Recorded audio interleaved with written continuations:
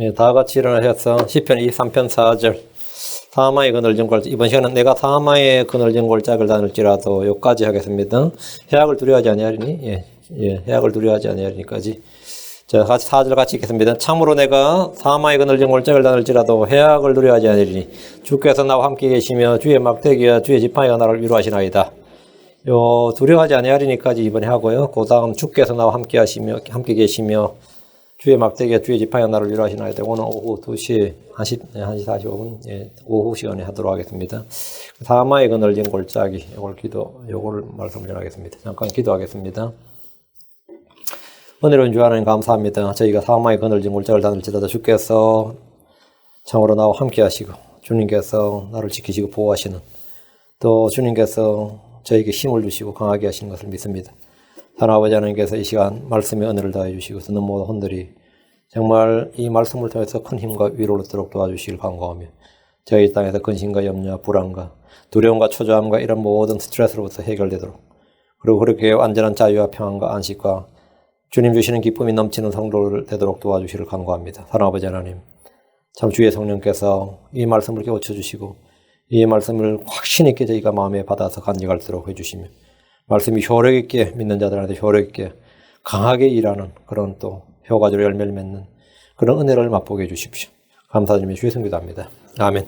앉으시기 바랍니다. 이 시간은 시편 23편 4절의 전반부 말씀 함께 공부합니다.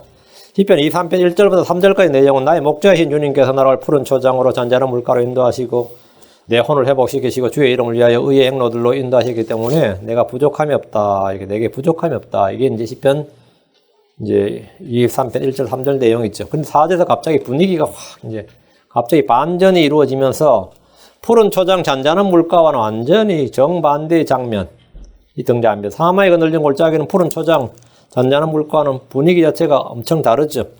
갑자기 푸른 초장 잔잔한 물가 했다가 지금은 사마의 그늘진 골짜기 이러니까 이제 4절의 첫 단어가 참으로 우리가 하는다. 참으로 이렇게 시작되는데 이 말은 앞에 말을 긍정하면서 또다시 말한 겁니다. 양은 목자가 인도하는 대로 따라갑니다. 푸른 초장이 있는 곳으로 가든지 사마의 그늘진 골짜기를 가든지 그건 양이 결정하는 게 아니고 목자가 있는 그곳이 양이 있는 그곳입니다. 양은 목자가 인도하는 대로 알아가요. 목자는 양들을 초장에 풀어놓았다가 그것에 풀을 다 먹으면 초장을 옮겨야 된단 말이죠. 초장을 옮겨야 되는데 곁에 초장을 옮기면 좋은데 때로는 멀리 옮길 때가 있습니다. 멀리. 그러면 산과 산 사이에 계곡의 골짜기를 통과하는 거죠. 양들을 초장으로 인도하려면 사마의 그늘진 골짜기를 통과할 때가 있습니다. 산과 산 사이에 계곡, 우리말로 계곡이랄 때 걔는 물개자예요. 물이 있는 골짜기를 계곡. 물이 없는 골짜기는 이제 협곡, 좁다는 말이죠. 이제 협곡인데 그냥 이제 우리 연습 벨리에서 이제 골짜기인데 산과 산 사이에 계곡의 골짜기를 통과하는 일은 가장 빠른 이동 경로입니다. 양들을 계곡으로 인도해 가지고 통과해야지 산등성을 넘어서 통과한다고 생각해 보세요. 올라가는데도 죽을 맛이지만 산은 양의 앞발이 짧아서 내려가는 길도 쉽지 않습니다. 올라가는 것보다 더 힘듭니다. 그 양의 몸무게나 이걸 생각했을 때 양의 걸음걸이 생각할 때 이런 염소면 그래도 산을 올라가는데 별 지장이 없지만 양들이 산을 올라가서 여름 생각할 때 한 4,000피트, 5,000피트 되는 산을 올라가서 또 내려가자 그러면은 힘들지 않겠어요? 보통 일이 아니죠. 그러니까 계곡으로 가는 거죠, 계곡으로. 계곡의 골짜기를 통과한 일은 가장 빠른 이동 경로다. 가장 빠른 이동 경로고, 그 계곡을 통과하지 않으면 산을 빙 둘러서 가든지 산 정상까지 올라가서 다시 내려가야 되는데 엄청나게 힘들고 먼 거리가 됩니다. 계곡은 그늘진 곳이지만 다 지름길이다. 계곡은 그늘진 곳이지만 지름길이고 그늘진 계곡은 산을 넘는 것보다는 안전합니다. 우리 눈에는 햇살 비친 산이 더 좋을 것 같지만 그늘진 계곡이 사실은 더 안전하다 말이죠. 여기 플루타크 영전이라는 이제 유명한 책이 있죠. 거기 보면 이제 기원전 219년에 카르타고의 한니발 장군이 로마를 치기 위해서 포에니 전쟁이라는 게 있었죠. 그래서 아무도 예상하지 못한 경로를 택했는데 로마는 이제 카르타고에서 로마까지 바다는 거리가 얼마 안 돼요. 로마가 바다로 이제 탁 방어를 진지하고 있는데 이 한니발이 기발한 아이디어를 낸 거예요. 1000km를 가서 알프스 산을 넘은 겁니다. 그래서 그 겨울에 이거를 로마는 상상 자체를 못한 일이었어요. 알프스를 넘는다는 게 이게 말이 되는 거예요. 예상치 하지 못한 경로를 택했는데 병사들과 그러다 코끼리를 앞세우고 이 한니발 장군이 코끼리를 아주 잘 사용했습니다. 그런데 문제는 이 코끼리가 알프스산을 어떻게 넘어? 그 덩치에. 그러다 여름도 아닌 겨울에. 또 코끼리가 열대동물이란 말이죠. 게다가 때는 겨울이었으니까 10만 명의 군대가 알프스를 넘었는데 알프스를 넘고 나니까 2만 6천 명이에요. 이 산을 넘는 게 얼마나 힘든 일인지 알겠죠? 산을 넘는 일이 얼마나 힘든 일인지 보여주는 예입니다. 훗날 나폴레옹이 한니발의 전략을 취해서 이탈리아를 점령하기 위해서 부하들을 보내가지고 알프스산을 넘을 수 있는 길을 찾아라 그랬는데 부하들이 전부 다 알프스를 넘으면 넘을 수는 있겠지만 불가능합니다. 그랬어요. 그러니까 이제 그때 있는 나폴레옹이 야, 우리가 가려고 하는데 불가능하다 그러면 막는 쪽도 당연히 안 온다고 생각했구나. 나의 사전에는 불가능이 없다. 그래서 이제 참모들한테 그래서 우리는 전략을 취하는 사람들에게는 불가능이란 말을 할 수가 없다. 알프스를 넘자 해가지고 나폴레옹이 그 한니발을 따라서 알프스산을 넘었죠. 근데 이 전쟁 영들이 이런 전쟁 영들이 이제 뭐 유명하지만 이 아무도 군대를 계곡으로 인도를 하지 않았습니다. 한니발이나 이 나폴레옹이나 계곡으로 인도를 하지 않았어요. 벨리로. 예. 계곡으로 인도하는 건 너무나 위험한 일이다. 지휘관이 군대를 계곡으로 인도하는 이런 정보가 사전에 노출될 경우는 몰살당한 거죠. 계곡에서 몰살당하는 거죠. 뭐 앞을 틀어 막아버리든지 양쪽에 매복이 있어버리면 그냥 군대 싸워보지도 못하고 몰살당한단 말이죠. 그러다 보니까 산을 넘는 걸 택한데 이게 너무나 위험한 일이죠. 그런데 여러분이 알다시피 이스라엘은 골짜기가 너무 많은 이스라엘은 산과 골짜기의 나라입니다. 산과 골짜기. 한국도 뭐 70%가 산과 골짜기지만 골짜기는 별로 없어요. 산이 많죠. 일단 뭐 미국 사람 올 때는 다 산이 아니라 다 힐입니다. 뭐 높은 게 별로 없으니까 다 힐이지. 그런데 여러분 성경 읽다 보면 골짜기 많이 나오죠. 시딤 골짜기, 사회 골짜기, 그랄 골짜기, 헤브론의 골짜기, 아골 골짜기, 흰놈의 골짜기, 아얄론 골짜기, 레바논 골짜기, 미스바 골짜기 한 수백 개 나올 겁니다. 골짜기가 뭐 끝도 없습니다. 계속 골짜기 나오는데 이런 골짜기들이 나오는데 이 골짜기가 많다는 것은 뭐죠? 산도 많다는 거죠. 그런데 이스라엘의 골짜기는 물을 흡수하는 곳입니다. 그 골짜기는 물이 있어요. 그래서 주께서 신명기 11장 11절에 너희가 가서 소유할 땅은 산과 골짜기가 있어 하늘에서 내리는 빗물을 흡수하는 땅이요. 산과 골짜기가 있어 뭐라고요? 하늘에서 내리는 빗물을 흡수하는 땅이다. 골짜기는 언제나 빗물이 있는 거죠. 골짜기에 진을 치고 전쟁을 하는 일도 허다했습니다. 그래서 이스라엘의 주요 전략 중에 하나가 적이 쳐들어오면 골짜기를 어떻게 잘 차단하느냐에 달려 있어요. 골짜기를. 사망에 그늘진 골짜기란 말은 평야보다 산과 골짜기가 많았던 유대 사람들에게 매우 익숙한 표현이었고 적이 쳐들어올 때도 골짜기를 잘 활용하는 방법 그리고 이스라엘이 방어를 할 때도 골짜기를 어떻게 잘 막느냐가 핵심이었습니다. 에티오피아 사람 세라가 100만 명의 군대와 병거 300대를 거느리고 왔을 때에 이스라엘 왕이 그때 유다 왕이 아사였습니다. 아사가 마레사의 스바다 골짜기에서 전투 대응을 닦아주고 이 골짜기만 틀어막으면 되는 거예요. 그럼 100만 아니라 1000만도 소용없다 이거죠. 그래서 이 골짜기에 전투 대응을 갖추고 나서는 그래도 적이 워낙 많으니까 100만 명이라는 게 이게 뭐 엄청난 거 아니에요. 그래서 골짜기에 전투 대응을 갖춰놓고는 그냥 하는 게 부르짖었는데 이곳에서 이곳에서 이 골짜기에서 자기가 승리하지 못하면 이 골짜기는 자기들의 죽음의 계곡이 되는 거예요. 그렇죠? 자기들 죽음의 계곡이 되는 거라면 이곳이 바로 사망의 그늘진 골짜기가 되는 겁니다. 그래서 역대기하 14장 11절에 아사가 조작이 하나님께 부르짖어 이르되 주여 많은 사람들로 돕든지 능력이 없는 자들로 돕든지 주께는 그것이 아무것도 아니니이다. 오 주 우리 하나님이 우리를 도우소서. 우리가 주를 의지하며 주의 이름으로 이 물을 치러 가나이다. 오 주여 주는 우리 하나님이시오니 사람이 주를 이기지 못하게 하옵소서 하니라. 이렇게 기도를 했어요. 아사 왕은 주를 신뢰하고 주의 이름을 불렀습니다. 그래서 주님이 바로 응답하셨죠. 이에 주께서 아사와 유다 앞에서 에티오피아 사람들을 치심해 에티오피아 사람들이 도망하니라. 골짜기로 들어갔다 도망하면 빨리도 도망 못 갑니다. 쫓아가기 아주 쉽습니다. 주께서 에티오피아 사람들을 치셨고 아사와 그와 함께한 백성들이 추기해서 그들을 멸했습니다. 13절 그들이 주 앞에서와 또 그분의 군대 앞에서 멸망하였더라. 골짜기란 것이 이런 것이죠. 한 줄로 도망가야 되니까 평야나 이런 데서는 그냥 사방으로 도망쳐버리면 잡기도 어려운데 그래서 유다가 따라가지고 유다 이 군대가 따라가지고 그들을 멸망을 시켜버린 거예요. 그들이 노력한 물건을 심히 많이 가져가니라. 이들에게 이것이 뭐죠? 죽음의 계곡이 된 거죠. 에티오피아에서는 이렇게 죽음의 계곡이 된 거죠. 그래서 다윗은 전쟁을 많이 치렀던 장소였습니다. 그 다윗에게 가장 중요한 게 뭐죠? 유다의 계곡들을 샅샅이 알아야 되는 거예요. 유다의 계곡들을 샅샅이 알아야지 어디서 전쟁을 치르고 어디에 군대를 매복하고 어디서 초점 어디서 틀어맞고. 그리고 이 계곡에 다윗은 특히 예루살렘 주변의 계곡은 샅샅이 깨고 있는 사람이지. 그럼 왕이 되기 전이나 왕이 된 후에도 끊임없이 전쟁을 치르면서 이런 골짜기에 대해서 능했습니다. 이런 골짜기에 대해서 아주 능했어요. 이 골짜기들이 전쟁을 치른 사람들에게는 언제나 까딱 잘못하면 뭐 된 거죠? 죽음의 계곡이 되는 거예요. 데스 밸리가 된다고요. 다른 거, 이게 죽음의 계곡이 된 거예요. 그러니까 이 다윗이 그 전쟁을 자신의 체험을 바탕으로 해서 이 전쟁터가 자기들은 언제나 사망의 그늘진 골짜기였다. 죽음이 동행하는, 죽음은 언제나 그들의 동반자였다. 멀리 있지 않았단 말이죠. 그래서 다윗은 전쟁터인 이 계곡이 늘 자신들에게 자기 자신에도 생사의 갈림길이었고 사망의 그늘진 골짜기였던 겁니다. 그러나 그는 무수한 죽음의 길을 넘기면서 주를 의지함으로 아무런 해악을 두려워하지 않게 되었습니다.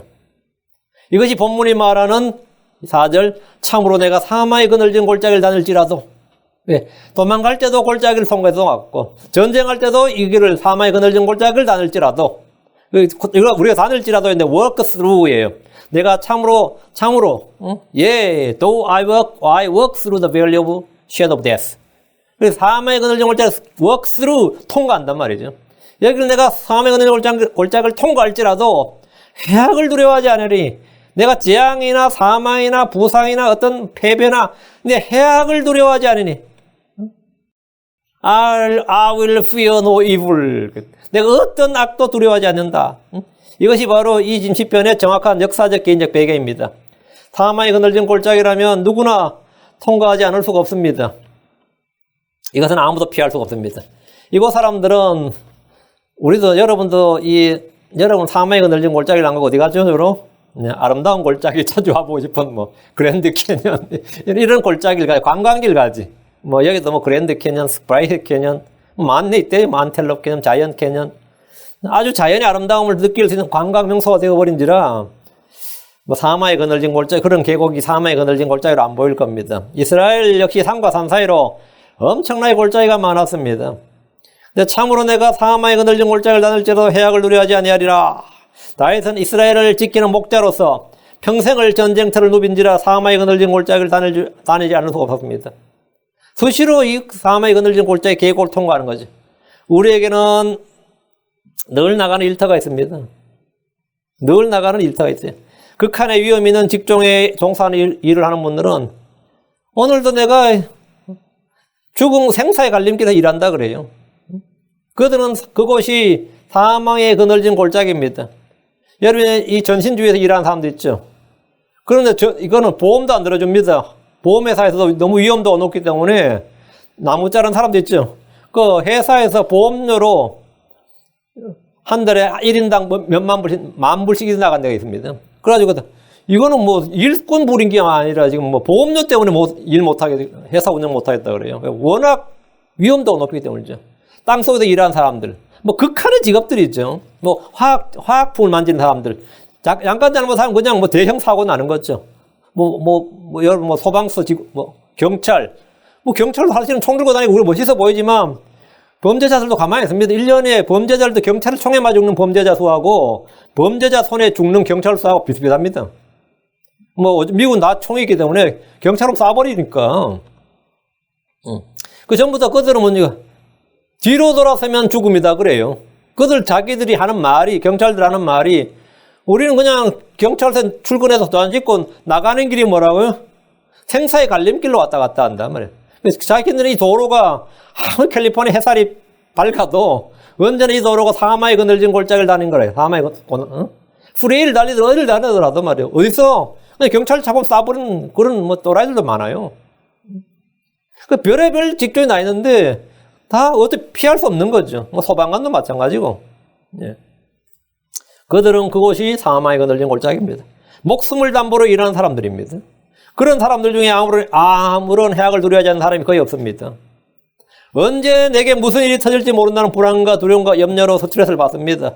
배달 일을 하는 어떤 사람이 운전대를 잡고서 이 도로가 일터이지만, 내 생업의 일터이지만, 여기서 언제 죽을지 모르는 곳이다. 그랬습니다. 여러분, 트러커 아시죠? 그 트러커들 보통, 트러커들은 마일당 45센트 받아요. 마일당. 근데 돈 많이 벌겠다는 사람들은, 그 로컬로 다니는 사람들은 기간으로 돈을 받고, 장거리는 마일당으로 받습니다. 마일당으로 받아요. 기름값 따로 하고. 그럼 이 욕심 있는 사람들 하루에 1000마일을 달려요. 근데 그렇게 일하는 사람들보다 10만 불 넘습니다. 근데 연착 올라가면, 여러분 트러커가 월급 적게 받지는 않아요. 그렇게 일을 한 사람들이. 근데 그들이 일하면서 하는 말이, 자기들 도로에 생명을 깔아놓고 다닌다 그래요. 자기들이 하는 말이 도로에 생명을 깔아놓고 다닌다. 응? 여기 롱비치에 가면은 트렁커들이 쫙 이제 들어온 물건들 미국으로 캐나다로 나르거든요. 그럼 몇천 마일 달립니다, 그냥. 여기서 갔다, 저기서 내려놓고, 거기서 물건 받아서, 또 거기서 어디로 가라, 그러고 하면 그 정시시상을 받아서 가는데, 그들 자기들끼리 하는 말이 그래요. 이 운수업에 종사하는 사람들은 도로에 생명을 내놓고 다니는 사람들이라고 그래요. 도로에 생명을 내놓고 다니는 사람들이다 그래요. 그래서 전부 그들이 다 사마의 그늘진 골짜기를 통과한단 말이죠. 주께서 나의 목자이기 때문에, 내가 아무런 해악을 누려하지 않는다. 그런 사람은 가장 행복한 사람들이죠. 주님께서 나의 목자이시다. 그분이 우리의 방패이시다. 그분이 나를 지키시는 분이시다. 그분이 나를 보호하신다. 그분은 모든 위험에서 우리를 구출하시고 보호하실 수 있습니다. 이스라엘은 사마의 그늘진 계곡이 아니라 홍해바다 요르단 강물 속에서도 그들은 아무런 해를 입지 않았습니다. 광야를 지날 때도 아무도 더위의 해를 입지 않았습니다. 사람이 뜨거운 햇볕 아래서 몇 시간만 걸어도 탈진하고 죽습니다. 그러나 이스라엘 사람들 중에 아이들, 여자들, 노인들, 가축들까지 아무런 해를 입지 않았습니다. 이사야 43장 2절에 내가 물 가운데로 지나갈 때 내가 너와 함께하리라. 강들을 건널 때 강들이 내 이로 넘쳐 흐르지 못하며 내가 불속을 걸어갈 때에도 타지도 아니하고 불꽃이 너를 타르지도 못하리라. 그러니까 어디를 가든 상관없다. 물속을 가든 불속을 가든지 내가 너와 함께하리라. 그럼 뭐라고요? 예, 해악을 두려워할 필요 없다 이거예요. 다니엘은 주께 기도하는 문제로 사자굴에 던져졌습니다. 그는 사마의 그늘진 골짜기를 통과했습니다. 다니엘의 세 친구는 느부갓네살 왕이 세운 금신상에 경배하는 걸 거부함으로 불타는 용광로 속에 문자로 던져졌습니다. 그들은 사마의 골짜기를 통과했습니다. 욥은 마귀의 시험으로 인해 사마의 그늘진 골짜기를 통과했습니다. 야곱은 형 에서로 인해 사마의 그늘진 골짜기를 통과했습니다. 요셉은 형들로 인해서 사마의 그늘진 골짜기를 통과했습니다. 다윗은 사울왕으로 인해 사마의 그늘진 골짜기를 통과했습니다. 엘리야는 이세벨의 위험으로 인해 사마의 그늘진 골짜기를 통과했습니다. 요나는 불순종으로 인해서 사망과 지옥을 직접 통과했습니다. 그늘진 골짜기가 아니라 직접 통과했어요. 그러나 그들 중에 해를 입은 사람은 아무도 없습니다. 다 고생은 했어요. 고생하는 사람은 아무도 없어요. 다 고생했습니다. 그러나 그들이 해를 입은 사람은 아무도 없습니다. 주께서 거기 그들과 함께 계시기 때문입니다. 다윗은 주님이 내가 있는 그곳에 있다. 내가 있는 그곳이 뭐냐? 주님이 계신 곳이다. 내가 있는 그곳에 주님이 계시다는 사실을 정확하게 알았습니다. 시편 139편 8절에 11절에 보면 내가 하늘로 올라갈지라도 주께서 거기 계시오며 내가 지옥에 내 짐상을 펼지라도 벗어서 주께서 거기 계시나이다. 이 말은 뭐죠? 내가 있는 그곳이 주님이 계신 곳이다. 예. 내가 있는 곳이 계시다. 크리스천들은 모두 개개인이 다 주님의 성전입니다. 우리 개개인이 전부 다 뭐라고? 독립된 주의 성소예요. 모든 크리스천들은 개개인이 주의 성소고 주의 성전이에요. 내 몸이 주의 성전이단 말이에요. 내가 어디에 있든지 거기가 뭐라고요? 보소서 주께서 거기 계시오며 보소서 주께서 거기 계시나이다. 내가 있는 곳에 주님이 계신다.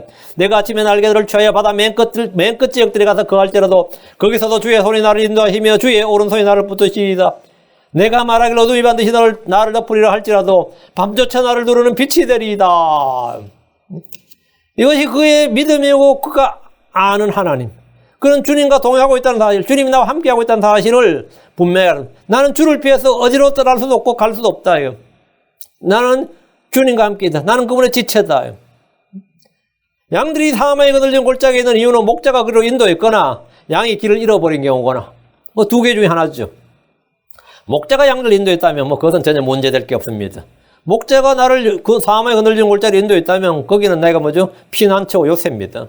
그것은 나의 피난처고 요새고 안전한 곳이에요. 주께서 출애굽 때 이스라엘을 블레셋 사람들의 땅에 있는 가까운 길로 인도하지 않고 홍해의 광야길을 통해서 백성을 인도하셨습니다. 그럼 이스라엘이 무방비 상태로 가도 이 광야로 통과해서 갈 때는 뭐 잡을 수가 없죠. 홍해 딱 건너서 갈 때는 왜? 자기들이 말 타고 오면 자기들이 쓰러져 죽습니다. 자기들이 이스라엘 치러 왔다가는 자기 군대가 쓰러져 죽어요. 보급이 안 됩니다. 거기는 놔둬야지 어떻게 할 수가 없어요. 홍해 광야길을 통과해서 백성이 인도했는데 남들이 볼 때 어떻게 해죠? 저놈들 죽으러 간다 생각하겠죠. 모세가 홍해를 통과해서 광야로 갈 때, 그 주변 민족을 생각할 때는 저놈들이 자살하러 간다 생각했을 거예요. 왜? 거긴 사람이 며칠간 걸을 수 있는 곳이 아니단 말이죠. 근데 이스라엘이 아무 문제 없이 그냥 잘만 다닌단 말이에요. 잘만 다닌대. 그것은 그 자체를 보는 것만도 뭐죠? 기적이죠. 그것도 1년, 2년, 3년, 4년, 40년 해보세요. 정말 뭐 보는 사람이 미쳐버릴 지경이지. 보는 사람이 미쳐버리지. 광야는 뱀과 정갈이 있고 더위와 추위가 있는 곳입니다. 광야는 먹을 것이 없고 물이 없는 곳입니다. 그런데 주님은 광야로 이스라엘 인도하셨습니다. 그럼 주변 사람 그들 어떻게 사냐? 다 궁금하죠. 그 하나님 하늘에서 만나를 내리시고 뭐 바위에서 물을 내시고 하면 듣는 사람들도 황당한 거죠. 이스라엘 하나님 그냥 그 하나님의 권능과 그 임재와 두려움이 막 온 세상을 퍼지는 거예요. 온 세상이. 주님이 인도하시는 길은 의의 길입니다. 생명의 길입니다. 그러나 이 길은 좁고 협착합니다. 아무도 찾는 이가 없는, 아무도 그리 가려고 하는 사람이 누가 광야길을 가겠어요? 골짜기의 특징이 뭐냐? 좁고 협착하다. 골짜기의 특징은 그늘지고 좁습니다. 이 길은 우리가 원치 않는 길입니다. 주님은 양들이 따르도록 발자취를 남겨두셨는데 그 길은 고난의 발자취였습니다. 베드로전서 2장 21절에 참으로 너희가 심지어 그 일을 위해 부르심을 받았나니 그리스도께서 우리를 위해 고난을 당하심으로 우리에게 본을 남기사 너희가 자신의 발자취를 따라오게 하셨느니라. 너희가 자신의 발자취를 주 예수 그리스도께서 걸으신 그 발자취를 따라오게 하셨느니라. 그게 나를 따르라. 그게 주님께서 인도하시는 길이. 그게 바로 뭐냐? 의의 행로들이다 말이죠. 우린 날마다 자기를 부인하고 자기 십자가를 지고 주를 따라야 됩니다. 예수님의 제자들을 보십시오. 그들은 광야에서 주님 백성들에게 주님이 주신 빵과 물고기를 나눠주었습니다. 이때마다 신났죠? 막 주님으로부터 막 빵과 물고기가 막 계속 튀어나오는데 5,000명을 먹여도 12광주리가 남았단 말이죠. 빵을 먹은 무리들이 떠나지 않고 막 예수님 왕으로 삼고자 하고 막 완전히 뭐 스타 된 거죠. 그러니까 주님께서 그들을 해산시키는데 강권해서 그들을 내보내셨습니다. 주님은 그 사이에 제자들에게 배를 타고 자기보다 앞서 갈릴리 바다 건너편을 가게 하시고 주님 홀로 산으로 가서 기도를 하셨습니다. 주님께서 제자들에게 먼저 배를 타고 가라고 해서 주님께서 명령하신 거죠. 주님이 인도하신 길이란 말이죠. 주님이 명하셔서 제자들은 순종해서 배를 타고 호수를 건넜는데 밤이었어요. 그럼 주님이 가라고 한 길을 갔으니까 주님이 명령 일에 순종했으니까 순풍을 주시고 평탄하게 쫙 그냥 오늘 낮에 참 오병이어 사건도 있었고 말이죠. 낮에 한 일을 음미하면서 묵상하면서 은혜 가운데 바다 건너편을 가야지. 근데 바람이 가다 불어대는데 말이죠. 외풍으로 불어대는 거예요. 이곳이 자기들이 생업으로 삼는 바다 낚시라는 것도 아니고 이 바다가 유람을 하는 곳이 아니었단 말이죠. 그 바다는 그들에게 사망의 음침한 사망의 그늘진 골짜기였습니다. 배가 바다 한가운데 있는데 바람이 반대로 불었고 파도로 인해서 배는 요동하기 시작했습니다. 마태복음 14장 24절에 그러나 이제 배는 바다 한가운데 있었고 바람이 반대로 불므로 파도로 인하여 요동하더라. 배 사람들이 제일 무서운 게 이겁니다. 바다 한가운데 있는데 내가 아직 바다에 있는데 파도가 치는 거예요. 그때는 그들은 뭐죠? 항상 뭘 느끼는 거죠? 예, 죽음이 그들 목전에 와 있다. The death is at hand. 죽음이 바로 곁에 있다는 거죠. 죽음이 바로 제자들은 전부 다 죽음이 바로 그들 곁에 있다는 사실을 알게 되었습니다. 두렵죠. 떨리죠. 불안하고. 또 최악의 낮도 아니에요. 때는 밤 3경, 4경이었습니다. 3시부터 6시 말이죠. 그들은 밤새도록 바다 위에서 죽음의 공포를 견디고 있었던 겁니다. 노를 저어도 안 되고 뭘 해도 안 되는 상황이었죠. 주님은 그들에게 바다 위로 걸어서 가셨습니다. 이것을 본 제자들은 더 놀라버린 거죠. 파도 풍랑도 지금 죽을 지경인데 또 앞에서 보이는 게 뭐죠? 영이다. 개혁성경은 유령이다. 근데 유령이 아니고 영입니다. 영이다 하고 완전히 혼비백산 하는 거지. 이러면 밤에 뭔가 나타나 보세요. 그 얼마나 두려워요. 얼마?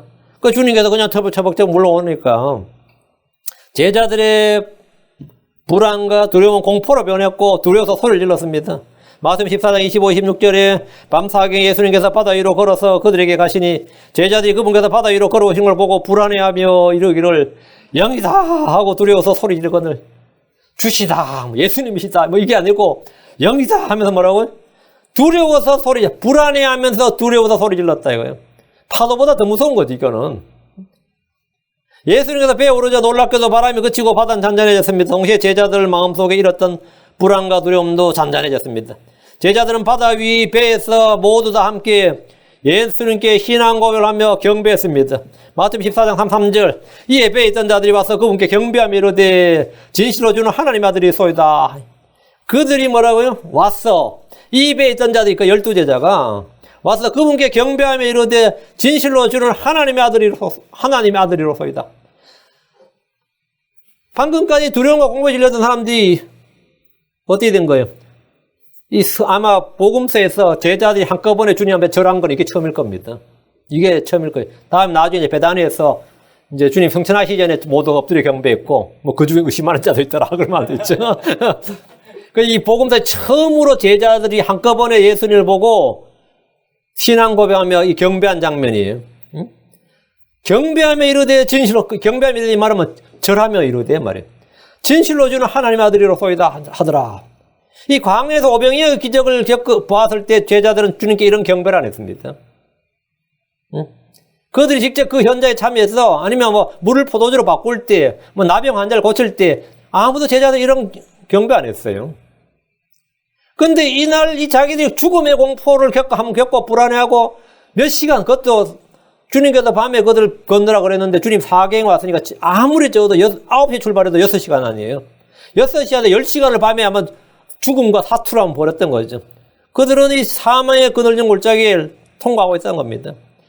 배는 흔들리지 파도는 잔잔하지 않지. 예수는 없죠.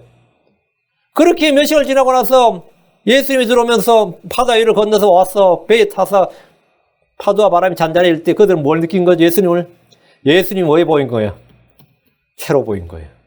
지금까지 늘 함께 하셨던 예수님인데 그 건너에 있고 기적자를 이렇게 표적 행하시는 예수님인데 이 순간 자기들이 온몸으로 몰리고 예수님은 진실로 하나님 아들이로소이다.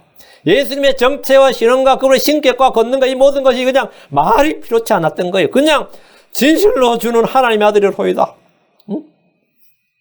어떤 기적을 봤을 때도 이들은 이런 고백이나 이런 경배를 하지 않았어요. 그러나 그들이 자기들이 밤새 어둠 속에서 바람과 파도를 겪으면서 사망의 그늘진 골짜기를 통과했다. 주님의 인도, 주님께서 명하셔도 그들이 그 바다를 간 거지, 뭐 그들이 자기 마음대로 간 거 아니에요. 주님이 가라고 해서 갔는데, 골짜기 참 통과를 못 했단 말이에요. 바다를 통과하지 못하고 지금 바다 한가운데에 있어요. 그 가운데서 이제 예수님을, 그 바다 위를 걸어오신 예수님, 그리고 그들이 본 예수님이, 진실로 주는 하나님 아들이로소이다. 이거 뭐 당신 예수다 이게 아니에요. 진실로 주는 하나님 아들이로소이다. 그러면서 함께 경배했습니다. 그들은 이 사건을 통해서 주 예수님을 새롭게 알게 된 겁니다. 그들은 주 예수님을 새롭게 체험하게 된 거죠. 주님을 진짜 믿게 된 거예요. 이 사건을 통해서 그들은 예수님이 주요 그리스도인 것이 그냥 뭐 이렇게 주요 그리스도가 아니라 이걸 뭐 두말할 필요도 없고 더 이상 다른 체험과 표적이 필요치 않다. 뭐 이 정도. 그래서 주 예수님의 신격과 신성을 선명하게 체험을 했던 겁니다. 고난은 사람을 연단시킵니다. 고난은 체험을 줍니다. 고난을 통과하면 의의 화평의 열매를 맺습니다. 다윗은 고난을 통해서 주의 법 행하는 걸 배웠습니다. 제자들은 고난을 통해서 예수님의 진실로 하나님 아들심을 고백하며 경배했습니다. 우리 역시 절박한 어려움, 그냥 어려움이 아니고 정말 절체절명의 그 생존의 기로에서는 그 절박한 어려움을 겪을 때, 그는 고통과 고난을 겪을 때 주를 찾고 부르짖고 주 하나님을 새롭게 알고 믿게 되는 경우가 허다합니다. 제가 우리 아이들 보면 절박함이 없어요. 공부를 해도 잘 것 다 하자고 말이야. 아침에 깨워. 나는 고3 이렇게 늦잠 자는 거 보사도 처음 봐. 의의가 없어가지고. 그걸 제가 애들한테 공부하라고 스트레스를 안 주는데, 이번 성적이 제대로 안 나서 대학 못 가면 네 대학 못 가는 거다. 그냥 바로 여기 마트나 있는데 취직해야 된다. 난 니한테 그런 돈 쓸 돈도 없거니와. 그런 거 할 의사도 없고, 그런 거 전혀 그런 거 하지 말고, 니는 그냥 성적 안 나오면 못 가는 거다. 그에 대해서 나한테 말해서는 안 된대. 공부를 네가 안 한 거다, 이거예요. 그럴 때면 이제 위기를 느껴가지고 새벽 3시 반까지 하더라고. 내가 아침에 깜짝 놀란 거예요. 아니, 이게 뭐, 그럼 네가 오늘 새벽 3시 반까지 하면 낮에 어떡하려고? 근데 기가 짜가지고. 이 생존에 절박함이 전혀 없으니까 이 절박함이 있어야 돼요. 응? 절박함이. 근데 제가 못 가면 그냥 못 가는 거라고. 뭐. 그 다음에 네가 벌었어. 그냥 커뮤니티 관리 가든지 칼퇴 가든지 가서 네가 이제 평생 교육을 다니든지 해가지고 네가 알아서 살아야 된다. 응? 내가 한 번도 안 했다. 한 번 딱 그렇게 불러다 말했더니만 이제 겁을 먹은 거예요. 그걸 먹어요. 그 절박함이 있어요, 절박해. 그런 절박함이 있어야 뭐냐? 깨닫는 것도 있어요. 이것이 뭐냐? 고난이 사마의 그늘진 골짜기를 통과하는 것의 유익입니다. 사도들은 사마의 그늘진 골짜기를 통과함으로 믿음이 자라나게 됩니다. 사도 바울 보십시오. 그는 사마의 그늘진 골짜기를 여러 번 통과했습니다. 고린도후서 11장 23절 21절 그들이 그리스도의 사역자냐 내가 어리석은 자처럼 말하거니와 나는 더욱 그러하도다. 내가 수고를 더욱 넘치도록 하고 매도 지나치게 맞고 감옥에도 더 자주 갇히고 여러 번 죽을 뻔하였으니 여러 번 죽을 뻔했다. 이 말이 뭐예요? 여러 번 죽을 뻔했다. 여러 번 죽을 뻔했다. 이 말씀은 여러 번 사마의 그늘진 골짜기를 통과했다 말이에요. 그들은 늘 바울은 언제나 죽음의 계곡을 통과하는 삶이었다. 그의 삶 자체가 언제나 죽음의 계곡을 통과하는 삶이었다. 그는 죄나 불법으로 그렇게 된 것이 아닙니다. 24절 27절 내가 유대인들로부터 마흔에서 하나 뺀 매를 5번 맞았으며 이 정도 맞으면 보통 중상 내지 뭐라고요? 죽음이에요. 평생 불구가 되든가. 마흔에 하나 뺀 매를 5번 맞았다. 5번은 죽을 뻔했다. 맞아 죽을 뻔했다. 3번 몽둥이로 맞고 1번 돌로 맞고 3번 파선을 당하여 한밤과 한낮을 기품 속에 있었으며 자주 여행하면서 물들의 위험과 강도들의 위험과 내 동포로 인한 위험과 위교도들로 위험과 도시에서의 위험과 광야에서의 위험과 바다에서의 위험과 거지 형제들 가운데서의 위험을 당하였고 이제 위험이 몇 번 나오는 거예요. 계속 이 위험이라는 게 뭐죠? 그냥 위험이 아니었어요. 그냥 단순히 협박 그런 게 아닙니다. 이거는 생존의 위험을 말한 겁니다. 생존의 위험을 느꼈다 이 말이에요. 또 지치고 아프고 여러 번 밤을 새우고 굶주리고 목마르고 여러 번 금식하고 추위를 당하고 헐벗었노라. 이를 통해 바울이 배운 것은 자신을 신뢰하지 않고 죽은 자를 일으키시는 주를 신뢰하는 것이었습니다. 주님은 고난을 통해서 이것을 배우도록 하셨습니다. 고린도서 1장 18절 10절 형제들아 시야에서 우리에게 닥치는 우리의 고난에 대하여 너희가 모를 우리가 원치 아니하노라. 우리가 힘에 겹도록 한량없이 눌려 심지어 생명까지 단념하고 우리 속에 죽음의 선고를 받았으니 이것은 우리가 우리 자신을 신뢰하지 아니하고 죽은 자들 일으키시는 하나님을 신뢰하게 하려 함이니라. 여러분 우리가 힘에 겹도록 한량없이 눌려 심지어 생명까지 단념하고 이만 생명까지 단념했단 말은 뭐죠? 죽으면 죽어야지 뭐. 여기서 죽나 보다. 한마디로 하면 사망의 죽음의 계곡을 통과한 거예요. 우리 속에 죽음의 선고를 받았으니 이제 죽었구나. 이제 죽었구나 싶었다 이 말이에요. 우리 속에 죽음의 선고를 받았다 이 말은 자기가 생각해서 이제 내가 끝나는구나. 이게 한두 번이 아니었단 말입니다. 근데 왜 이런 일이 이 삶의 그늘진 골짜기를 왜 이렇게 자주 통과했느냐. 이것은 우리가 우리 자신을 신뢰하지 아니하고 죽은 자들을 일으키시는 하나님을 신뢰하게 하랍니다. 우리 자신을 신뢰하지 않고 죽은 자들을 일으키는 하나님을 신뢰하게 하랍니다. 죽음의 선고를 받았다는 말은 사마의 그늘진 골짜기에서 겪은 자신의 고통스러운 경험이었어요. 이것은 누구도 원치 않는 상황입니다. 그러나 주를 따르면서 복음을 전했던 바울에게 이런 자주 있었습니다. 이를 통해서 사도 바울은 언제나 주를 신뢰하는 법을 배웠습니다. 그렇다면 우리에게는 말할 것도 없는 거죠. 우리에게는 질병이나 파산이나 이혼이나 사별이나 사고나 각양다양한 모든 일들은 왜 이게 있네? 차라리 주님 나 죽여주십시오. 이런 말이 막 저절로 나오는 그런 기도가 막 저절로 나올 때 말이죠. 자 주님 나에게 은혜를 베푸셔서 나를 죽여주세요. 조용히 좀 죽여주세요. 이런 거. 한 번도 그런 적 없어요? 난 젊은 나이도 많았었는데. 그러니까 그런 게 없어요? 생전에 벼랑 끝에 절벽 위에 안 서보셨구나. 한 번씩 서보시길 바랍니다. 바람에도 넘어질 것 같은, 누가 밀어뜨린 게 아니라 바람에도 쓰러져 떨어질 것 같은 그런 것에서 차라리 바람에 밀려 떨어지니 내가 그냥 떨어지고 싶다.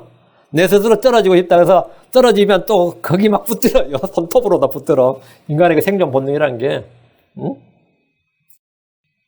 그런 상황이에요. 근데 이를 통해서 뭐하냐? 이걸 왜 주님께서 이렇게 이것은 우리 자신을 신뢰하지 아니하고 죽은 자들 일으키시는 하나님을 신뢰하게 하랍니다. 그래서 주님께서 우리를 왜 사마의 그늘진 골짜기를 통과하게 하시느냐?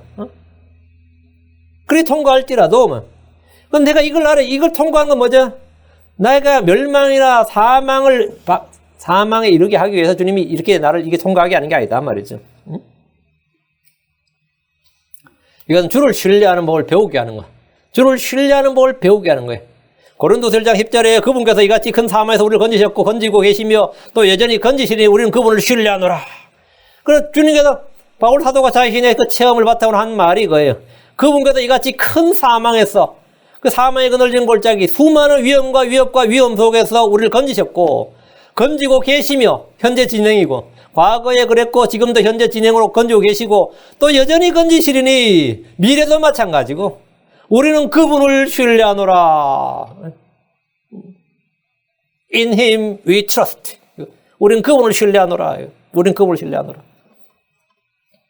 이것은 그래서 우리가 사망의 그늘진 골짜기에서 해악을 두려워하지 않는 겁니다.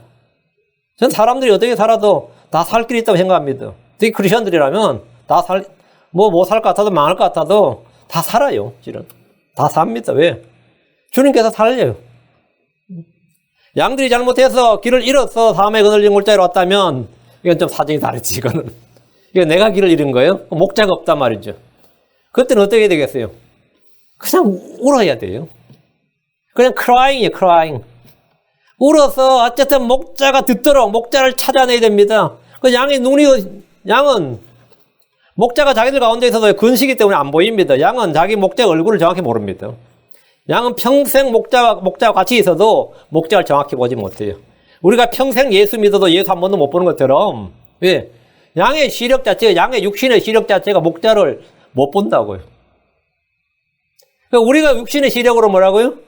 예수님 내 곁에 있어도 감지하지 못하고 알지 못합니다. 이게 양이에요.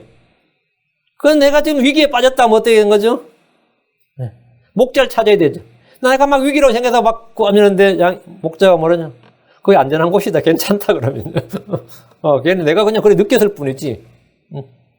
근데 어떨 때 내가 정말 위험에 있는데 자기 위기인 줄 몰라요. 그건 상당히 많죠. 그러니까 목자가 먼저 소리를 지르죠. 경고를 막 바란다고. 그러니까 우리가 어쨌든 사망의 그늘진 골짜기에 있으면 계속해서 주께 부르짖어야 된단 말이죠.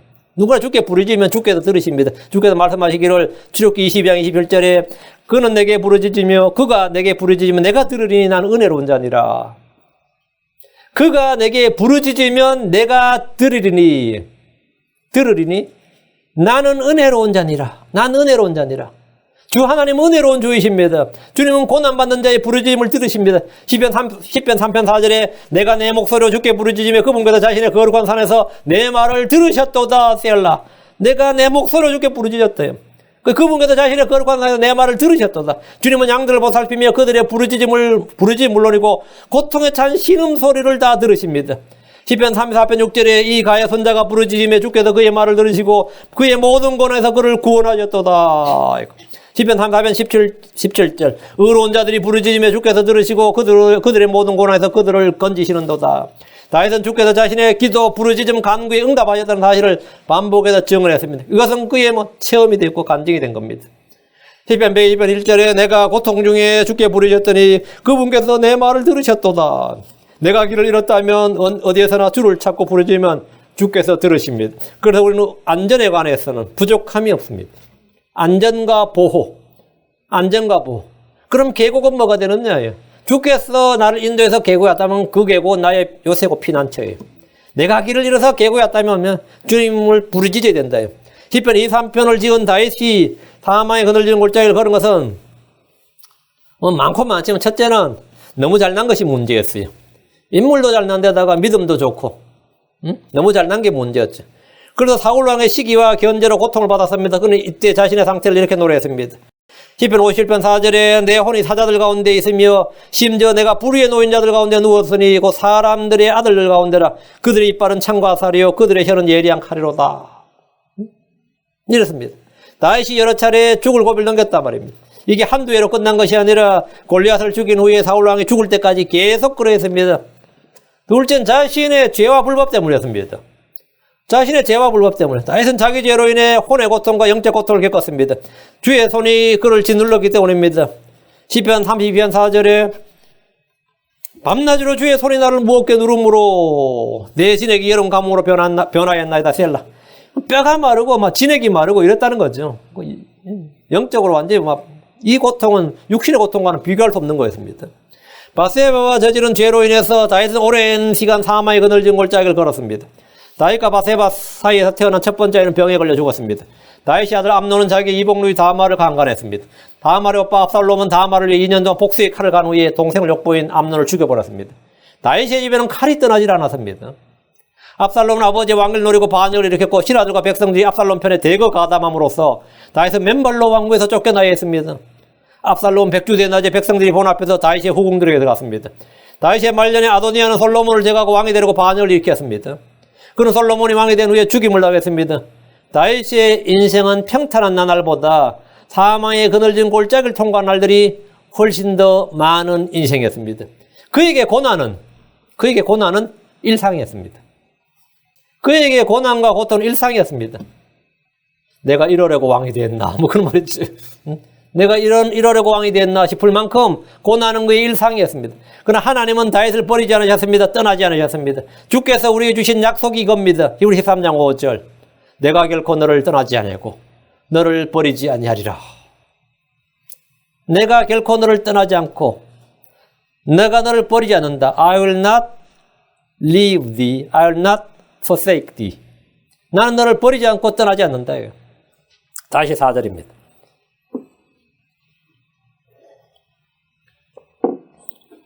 참으로 내가 사망의 그늘진 골짜기를 다닐지라도 내가 해악을 두려워하지 아니하리라. 해악을 두려워하지 아니하리니. 어떤 사람들에게 이 세상은 살기 좋은 것인지 몰라도 의인들에게 이 세상은 살기에 합당하지 않는 것, 살만한 가치가 없는 것입니다. 우리가 살고 있는 이 현 세상은 악한 현 세상입니다. 우리가 살고 있는 이 현 세상이 악한 현 세상이에요. 주님은 우리를 이 악한 현 세상에서 건지려고 우리의 죄들로 인하여 자신을 주셨습니다. 우리 주님은 이 세상이 패역한 세대요, 음란한 세대요, 삐뚤어진 세대요, 죄 많은 세대라고 증언하셨습니다. 사도 요한 1서 5장 19절에 또 우리는 하나님께 속하고 온 세상은 사악함 가운데 있음을 우리가 아느니라. 온 세상은 사악함 가운데 있음을 우리가 아느니라. 세상은 사악함 가운데 있습니다. 이 세상은 악합니다. 그래서 성경 우리에게 세상에 동화되지 말라, 세상과 세상에 있는 것들을 사랑하지 말라, 세상과 친구가 되지 말라고 하십니다. 세상과 성도는 친구나 형제의 관계 아닙니다. 세상과 크리스천들은 서로가 서로를 못 박는 원수관계요, 대적관계입니다. 갈라디아 6장 14절에 그러나 난 우리 주 예수 그리스도의 십자가 외에는 결코 어떤 것도 자랑할 수 없나니 그분으로 말미암아 세상에 나에 대해 십자가에 못 박혀 있고 나 또한 세상에 대해 그러하니라. 서로가 십자가에 못 박는 관계다면 세상은 예수를 못 박았습니다. 그렇다면 그분의 종들이고 제자들은 우리를 어떻게 대하겠습니까? 주님을 죽였듯이 우리를 죽이려 합니다. 사도행전 21장 36절. 복음을 전했던 바울을 향해 유대인들이 보인 반응입니다. 이는 백성의 무리가 뒤를 따르며 그를 없애버리라 하고 외쳤기 때문이라. 예수를 죽인 그들은 바울도 죽이려고 원했습니다. 야고보도 죽였고 베드로도 죽이려고 함을 가두었었고 뭐라고요? 바울도 따라오며 뒤를 따르며 그를 없애버리라. 그를 없애버려. 죽여버리라 이 말이죠. 바울이 복음을 전한 것을 들은 유대인들은 듣는 도중에 외쳤습니다. 사도행전 22장 22절 23절. 그가 이 말한 것까지 그들이 듣다가 소리를 높여 이르되 이런 놈을 있다 해서 없애버리라. 그를 살려두는 것은 마땅하지 아니하다. 이런 놈은 예수 전파하고 예수 믿는 사람들, 예수 증언한 사람, 이런 놈은 말이에요. 이 땅에서 없애버리라. 그를 살려두는 것은 마땅하지 아니하다. 예수쟁이들, 크리스천들 세상에는 쓸어버려야 돼, 없애버려야 돼. 이것이 세상의 반응이고 그들의 사고방식이에요. 그를 살려주는 것은 마땅하지 아니하다 하며 소리를 지르고 옷을 벗어 던지며 먼지를 공중에 날리니라. 주 예수를 십자가에 못 박은 세상의 크리스천들 교회를 우대한다면, 크리스천들과 교회를 대우하고 존중한다면 그것이야말로 이상한 일입니다. 우리의 구원의 대장이시고 우리의 머리가 되시고 우리의 남편이 되시고 우리의 형제가 되신 예수님을 십자가에 못 박아놓고 그와 동료, 같은 종류인 우리를 우대한다. 그건 말이 되냐고. 그건 말이 안 되는 거죠. 그리고 사도 바울이 이런 대우를 받는 것은 사도 바울이 그를 없애버리라. 그를 살는 건 마땅하지 않다. 계속 그를 없애버리라. 바울은 계속 이런 말을 들었단 말이죠. 그러니까 주 예수를 십자가에 못 박은 세상이 사도 바울을 없애버리라는 건 당연한 이야기고 우리 크리스천들 없애버리라는 건 당연한 것이단 말이죠. 사악한 세상, 사악한 자녀들이 사는 세상에서 빛의 자녀들이 칭찬과 존귀와 영광을 받는 일은 있을 수 없는 일입니다. 재판에서 바울을 향한 유대인들의 증언이 그렇습니다. 사도행전 24장 5절 우리가 보면 이 사람은 전염병 같은 자요 세상에 두루 퍼진 모든 유대인들 가운데 선동을 일으키는 자며 나사렛 사람들의 분파의 주모자인데 이 사람은 뭐 전염병 같은 자다. 세상에 두루 퍼진 모든 유대인들 가운데 선동을 일으키는 자며 나사렛 사람들의 예수쟁이들의 크리스천들의 뭐라고요? 주모자다. 주모자다. 그게 사도 바울은 이런 베드로도 이런 말 안 들었는데 말이죠. 야고보도 요한도 이런 말 안 들었는데 이 사도 바울이 계속 복음을 전하고 다니니까 성도들에게 세상은 뭐냐? 바로 이런 것입니다. 세상이 우리를 대적하고 죽여버리려고 하는 전염병 같은 자다. 성도들의 이 세상은 사망의 그늘진 골짜기입니다. 구원받은 이스라엘이 홍해와 광야를 걸었듯이 구원받은 성도들이 이 땅에서 사망의 그늘진 골짜기를 통과합니다. 사탄과 세상과 육신의 정욕은 그리스도인들의 원수입니다. 이 세상은 경건한 성도들, 의의 행로들을 따라 걷는 성도들에게 살만한 가치가 없는 것입니다. 히브리서 11장 38절에 세상은 이런 사람들에게 합당하지 아니하였느니라. 그들이 사막과 산과 동굴과 땅굴에서 떠돌아다녔느니라. 세상은 이런 사람들에게, 믿음의 사람들에게, 믿음의 좋은 평판을 받은 사람들에게는 뭐라? 합당하지 아니하였느니라. Of whom the world was not worthy. Was not worthy to live in. Was not worthy to walk in. 그 속에서 걷기에, 살기에 적합한 가치가 없는 것이었다. 그들은 뭐 the world was not worthy. 세상은 무가치한 것이다. 세상은 우리가 살기에 무가치한 것이었다 이 말입니다. 여기서 말하는 이런 사람들은 세상의 이런 사람들에게 이런 사람들은 믿음의 좋은 평판을 받았던 그 히브리서 11장에 언급된 믿음의 사람들을 말합니다. 믿음의 사람들에게 이 세상은 살만한 가치가 없는 것입니다. 사망의 그늘진 골짜기는 통과하는 것이지 그곳에 거하며 사는 것이 아닙니다. 이 모든 것은 우리는 지금 이 세상을 통과하고 있는 겁니다. 우리는 지금 이 세상을 통과하고 있는 거예요. 이 세상은 우리는 이 세상에서 순례자고 나그네단 말이에요. 순례자의 나그네인 우리가 잠시 머물다 가는 것이지 이것은 살만한 것이 아닙니다. 다시 4절입니다. 참으로 내가 사망의 그늘진 골짜기를 다닐지라도 해악을 두려워하지 아니하려니 주가 나의 목자이기 때문에 우리는 부족하지 않고 우리는 사망의 그늘진 골짜기를 다니더라도 해악을 두려워하지 않습니다. 양떼는 주와 그의 말씀을 두려워할 뿐 다른 누구도 두려워하지 않습니다. 두려워하지 아니하리니 내가 사망의 그늘진 골짜기를 다닐지라도 내가 죽는다 할지라도 병에 걸렸다 할지라도 파산에 이혼에 사별에 별의별 일이 다 있단 말이에요. 내 몸 밖에 있는 모든 것은 다 잃어버릴 수 있습니다. 세상은 이 교회를 불태울 수 있습니다. 성경 다 불태울 수 있어요. 우리를 다 수용소에 가둘 수 있습니다. 내가 가진 모든 걸 빼앗아갈 수 있습니다. 그러나 내 안에 있는 예수 그리스도, 내 안에 있는 성령 빼앗아가지 못합니다.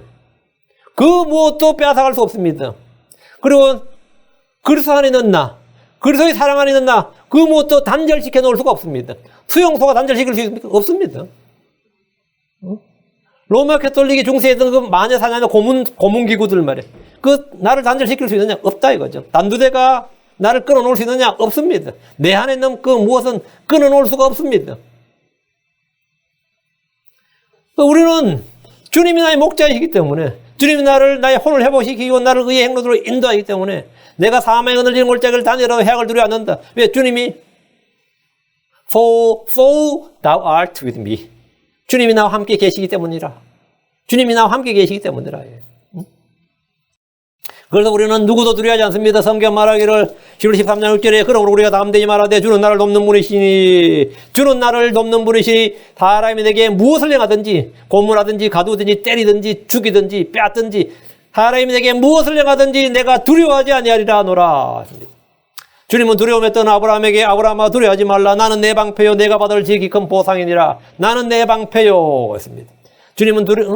주님께서 나의 목자이시고 나의 방패고 나의 요새고 망대고 피난처이시기에 우리는 아무것도 두려워할 것이 없습니다. 다윗은 수많은 죽음의 위기를 겪었습니다. 그래서 수많은 죽음의 위기, 평생을 전쟁터를 누볐던 사람이다 말이죠. 그러니까 늘 계곡을 통과해서 예루살렘을 나오면 바로 계곡을 통과해야 됩니다. 예루살렘 단하로부터 전부 다 그 계곡이에요. 그쪽이 사방으로. 그런데 그 계곡을 통과하면서 내가 이 사망의 그늘진 골짜기를 통과할지라도 내가 해악을 두려워하지 않는다. 그는 믿음을 통해서 체험한 것이 주가 나의 목자이기 때문에 내가 부족함이 없다는 것을 알았고 또한 사망의 그늘진 골짜기도 전혀 두려워할 것이 없고 내가 재앙을 두려워하지 않고 해악을 두려워하지 않는다. 이스라엘은 가나안 땅에 들어가는 걸 두려워했습니다. 이스라엘은 가나안 땅에 들어가는 걸 두려워했어요. 그 땅에 있는 거인들이 두려웠고 그들이 가진 철병거들이 두려웠습니다. 여호수아와 갈렙이 말하기를 민수기 14장 9절에 오직 너희는 주를 대적하여 반역하지 말며 또 그 땅의 백성을 두려워하지 말라. 그들 우리의 양식이니라. 그들의 방어자는 그들에서 떠났고 주께서는 우리와 함께 계시느니라. 그들을 두려워하지 말라. 이들은 그렇게 말, 그들을 두려워하지 말라. 주께서는 우리와 함께 계신다. 주께서는 우리와 함께 계시느니라. 그들을 두려워하지 말라. 주님 우리와 함께 계시니까 두려울 게 없는 거죠. 여호수아와 갈렙은 주께서 우리와 함께 계시다는 믿음이 있기 때문에 두려움이 없었고 사람들이 두렵죠. 거인들이 두렵지 않았고 그들의 군대나 철병과 두렵지 않았던 겁니다. 그러나 주님이 내 마음에 주님이 함께 계신다는 것이 내 마음에 그 믿음이 있지 않고 없고 그것이 인식이 없고 지식이 없으면 당연히 두려운 거죠. 주께서 우리와 함께 계시느니라. 이 한 가지 사실 때문에 여호수아와 갈렙이 백성들에게 두려워하지 말라 한 겁니다. 두려워하지 말라. 우리가 두려워하지 않는 유일한 이유입니다. 양들이 자기의 목자를 신뢰할 때 두려움이 없습니다. 전에 한국의 어떤 사냥꾼 이야기를 들은 적이 있어요. 제가 그 자료도 좀 찾아봤고 재밌어서 좀 읽었는데 어떤 사냥꾼의 이야기를 들은 여기 한국의 이 호랑이는 멸종동물입니다. 한국은 호랑이 없어요, 아예. 멸종동물로 봅니다. 멸종동. 특히 남한에는 지금 한 마리도 없습니다. 한 마리 없는데 일제시대 때까지만 호랑이가 있었습니다. 그래서 호랑이를 잡은 사냥꾼 이야기도 있고 사진. 근데 이제 한국에서 마지막으로 죽은 호랑이가 경주에서 죽었는데, 그 경주에서 죽은 호랑이는 이제, 그게, 뭐라 그러죠? 진상품으로 바쳤다고 하더라고요. 한국에서 마지막 죽은 호랑이 가죽은 일본의 누구에게 총독인가, 일본 천황인데 바친 걸로 나오더라고요. 근데 이제 그 사냥꾼 이야기를 들은 적이 있는데, 이 사냥꾼이 제가 성함을 잊어먹었는데, 강누구라는 사람인데, 제가 왜 그 기억하냐면, 그 사냥꾼은 사냥을 잘하는 사냥꾼이기도 하지만 호랑이를 잡은 사냥꾼으로 이제 유명한데, 자기 개가 그렇게 용맹한 거예요, 개가. 얼마나 용맹하냐면, 호랑이가 나타났는데 호랑이한테 겁을 먹고 도망을 가지 않고, 호랑이한테 맞짱을 뜨는 개들이야. 근데 일반적으로 여러분이 사냥꾼이 아무리 사냥개를 길을 잘 들여도요, 이 본능적으로 자기보다 힘이 강하고 빠른 이 포식자가 나타나면 그 앞에다 주눅이 듭니다. 그래서 딱 주춤해요. 그 주인이 명을 해도 절대를 못해요. 아무리 훈련을 잘 받은. 그 곰이나 표범이나 아니면 호랑이나 사자나 이런 게 나타날 때는 사냥개들은 얼어버립니다. 노루나 사슴이나 이런 거 나타날 때는 막 짖고 난리치지 않는데 멧돼지 정도까지면 달려가는데 호랑이가 나타났다 그러면 그냥 호랑이 눈빛에 질려버려요. 근데 이 사냥개는 어떤 산짐승도 두려워하지 않는다는 거예요. 근데 진짜 이 산에서 이 호랑이를 만나버렸는데 두려워하지 않고 덤벼들더라는 거죠. 그게 사람들이 아무도 안 믿어요.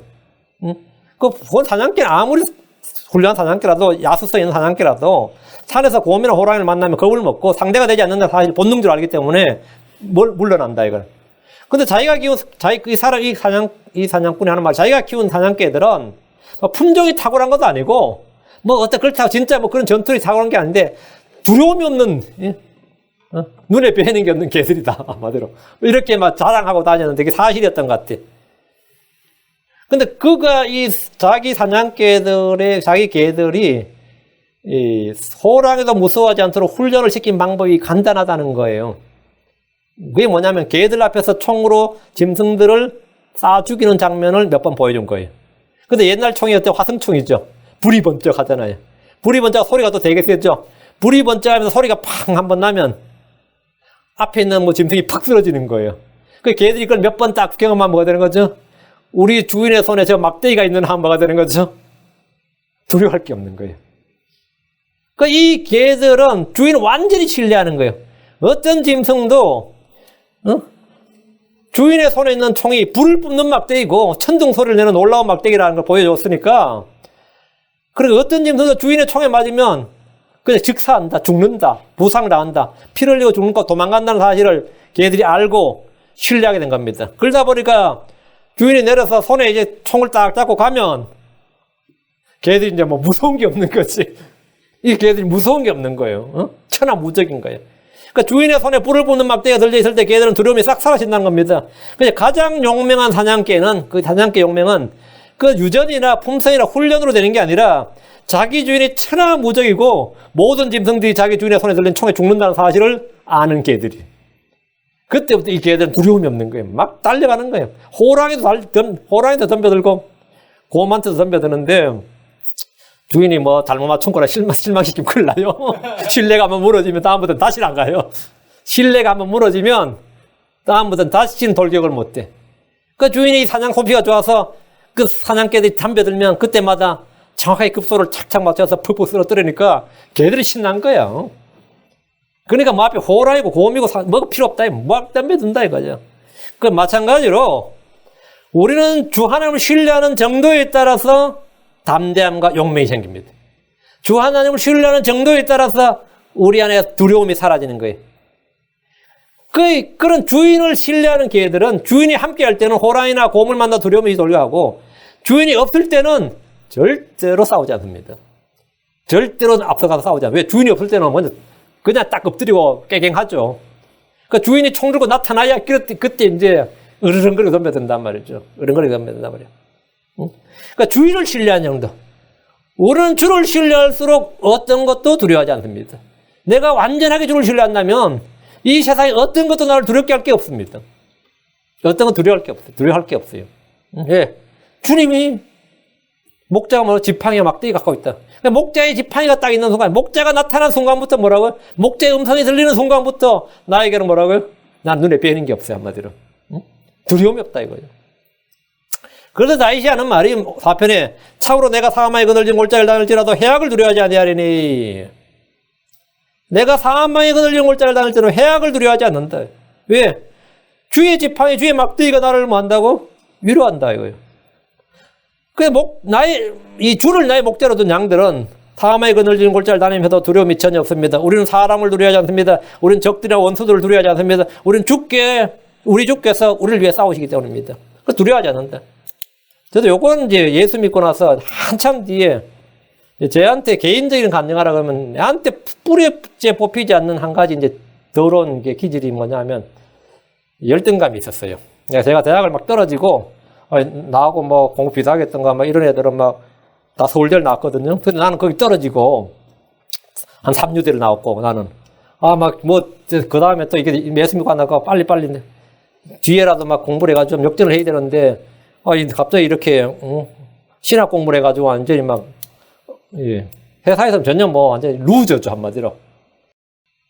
나는 스스로 내 자신에 대해서 이게 난 그들보다 못하다 생각 안 하는데 결과는 어때죠? 어쨌든 간에 형편없으니까 열등감이 들어 있었어요. 솔직히 열등감이 있었어. 그런데 그게 언제 사라졌느냐 하면 그게 아주 안 좋습니다. 크리스천으로서도 안 좋고 목자로서는 더 안 좋아요. 빨리 그거 해야 되는데 아주 안 좋아요. 목자로서도. 이게 뭐냐면 두려움, 열등감, 나이가 찌질한 못난이 뭐 이런 것, 나 마음속에 이런 것들은 말이죠. 성경 좀 배운다고 해결 안 됩니다.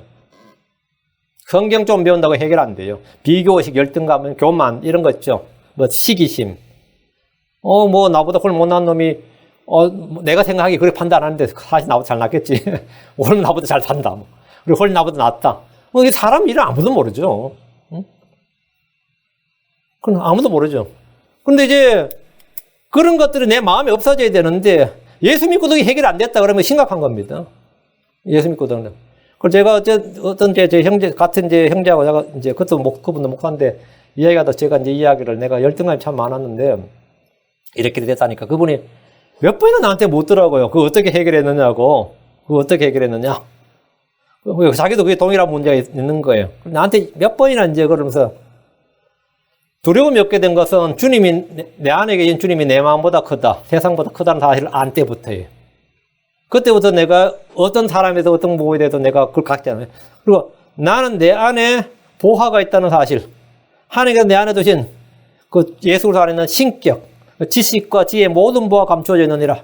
그 질그릇 속에 있는 보화가 있다는 사실 안후로부터 내 밖에 있는 어떤 것들에 대해서 열등감을 갖지 않게 되었습니다. 내 안에 빛이 임하면 뭐라고요? 내 안에 트루라이트, 참빛이 임하면 어둠이 다 사라집니다. 내 안에 참된 보화, 트루, treasure. 참된 보화가 내 속에 있다. 질그릇 속에 내 안에 참된 보화가 있다. 하나님 내게 두신 보화가 있다는 사실을 안 순간, 그걸 믿은 순간부터 나머지 모든 것들은 쓰레기가 된 거예요. 성경대로 하면 덩이죠. 똥이 된 거죠. 한국말은 배설물이 된 겁니다. 그러니까 이제 그런 것이 싹 사라진 거예요. 그리고 나서 내가 어떤 사람은 나보다 훨 잘난 사람, 높은 사람이나 뭐 지위 같은 사람, 성공한 사람들에서 전혀 내가 주눅이 안 들게 된 것도 주님이 내보다, 세상보다 크신 분, 내 마음보다 크신 분, 그분이 내 안에 계시다. 하늘과 땅을 가득 채우신 분이 예수님이 그분이라는 걸 사실을 딱 안 때부터였어요. 그러니까 거기서 싹 해결된 거예요. 그 내가 인격 도약해가지고 해결된 거 아닙니다.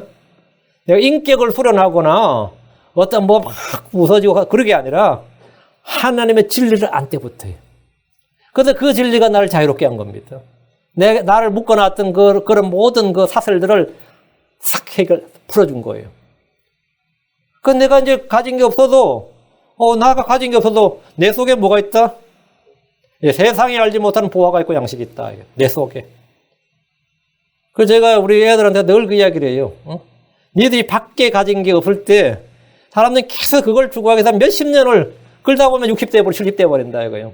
그것도 그거 갖추려고 애쓰다 보면 그거 갖추려고 평생 애쓰다 60대 70대 버린다 이거예요.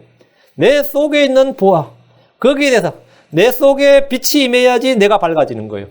내 속에 빛이 없으면 나는 항상 어두운 거예요. 내 속에 보화가 있어야지 뭐든가 그 사람이 부유해지는 거예요.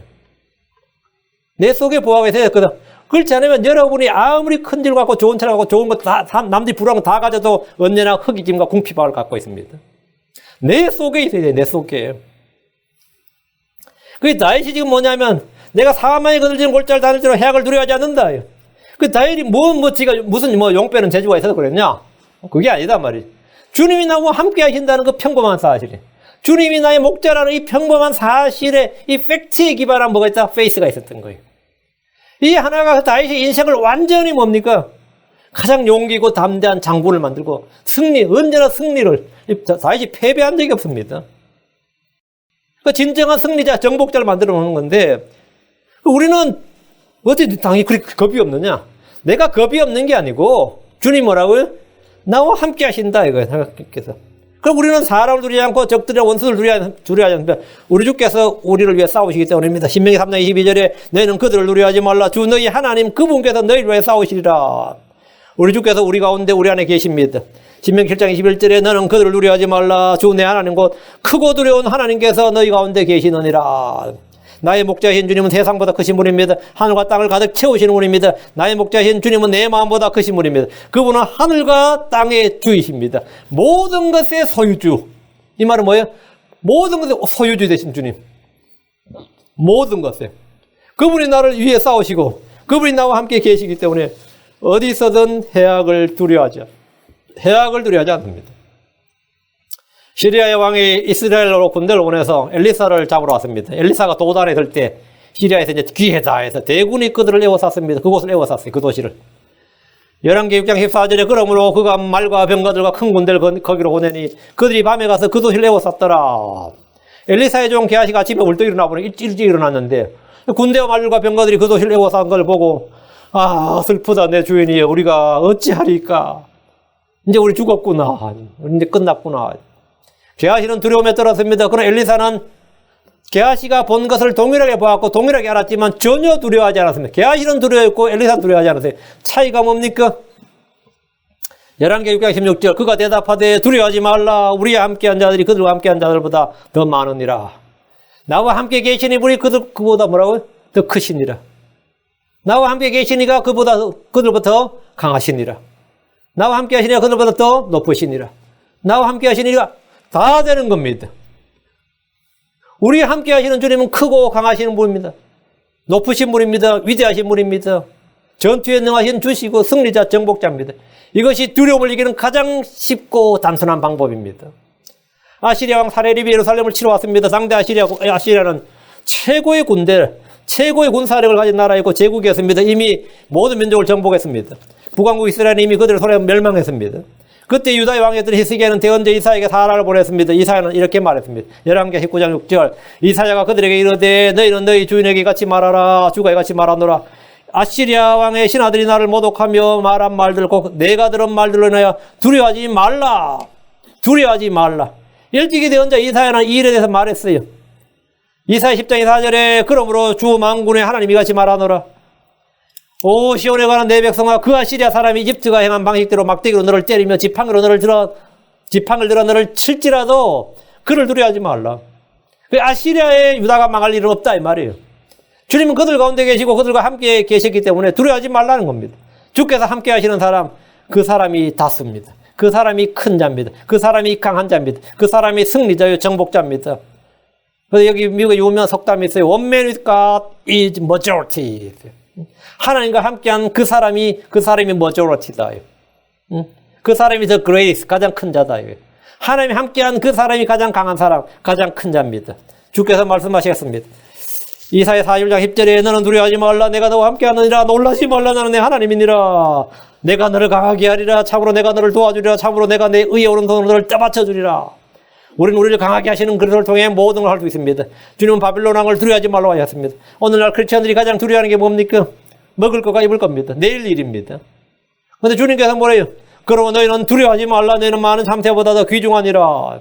주님 우리를 먹이시는 분입니다. 주님 우리를 부족함이 없게 모든 필요를 공급하시는 분입니다. 주님 우리를 구원하시는 분입니다.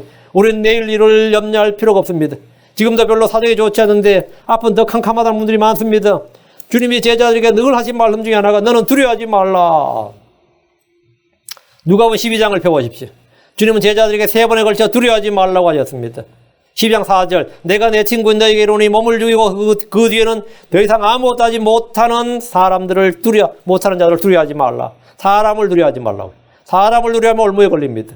누가복음 12장 7절 오직 아버지께서 너희 머리털까지도 아시셨나니 그러므로 두려워하지 말라. 너희는 많은 참새보다 더 귀중하니라. 먹고 입고 사는 거 걱정하지 말고 두려워하지 말라고요. 이것은 삶에 대한 두려움을 떨쳐내버리는 겁니다. 가난하고 궁핍한 혼들은 언제나 삶에 대한 두려움이 있습니다. 그 두려워할 거 없습니다. 주님이 나의 목자시고 완전한 공급자시다. 이 믿음 하나만 있으면 됩니다. 이 믿음 하나만. 가난한 궁핍한분들이 늘 그 문제, 이 크리스천에 대해서 늘 겪고 있는 문제가 뭐냐면 삶에 대한 두려움이 있어요. 삶에 대한 두려움이.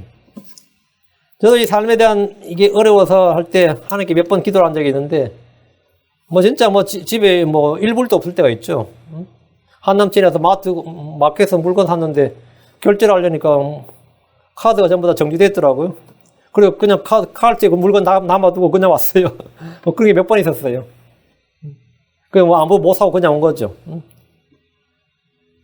그때 진짜 가난하고 궁핍한 분들은 언제나 삶에 대한 두려움이 있습니다. 삶에 대한 두려움이 있어요. 삶에 대한 두려움이. 그런데 이제 하나님께 기도하고 몇 번 이제 체험을 받아 나서부터 제가 하나님께 기도하기를 이제 이후로부터는 한번 다시 내 주님 앞에 먹을 거 달라고 기도하지 않겠습니다. 그랬어요. 먹을 거 달라고 돈 달라고 기도하지 않겠습니다. 그때 이후로부터 이제 몇 번 체험하고 나서부터는 이제 그때부터 한 번도 먹을 거 달라고 돈 달라고 하는 게 기도한 적은 없었습니다. 지금까지. 돈 달라고. 그때부터는 이제 어떻게 사는데 그걸 이제 우리 애들한테 내가 그런 이야기하면 애들이 강당해야지. 이것들이 지금도 맨날 저소득층 그런 거 찾고 있어요. 보니까. 인터넷 저소득층에 내가 그거 찾지 말라 그랬어요. 그런 거 찾지 말라고. 하나님을 신뢰하는 법을 배워야 된다. 하나님을 신뢰하는 법을. 하나님께서 공급자시다. 하나님께서 공급자시다. 우리가 어떻게 살든 잘 보고 있어야 된다. 내가 사는 자체를 잘 보고 있어야 된다. 이렇게 살면 된다. 이렇게 살면 된다. 다른 부모들은 나처럼 살지 말라 그러는데 나는 안 그래요. 너희들은 나처럼 이렇게 살면 되고 딸내미들은 나 같은 사람 만나면 되고 내가 늘 그 얘기해요. 다른 거 필요 없다고. 나 같은 사람 만나면 된다 그래요. 나 같은 사람 만나면 키도 작고 인물도 못하고 상관없다고. 나 같은 놈 하나 만나 데려와. 그래. 나 같은 놈 하나 만나서.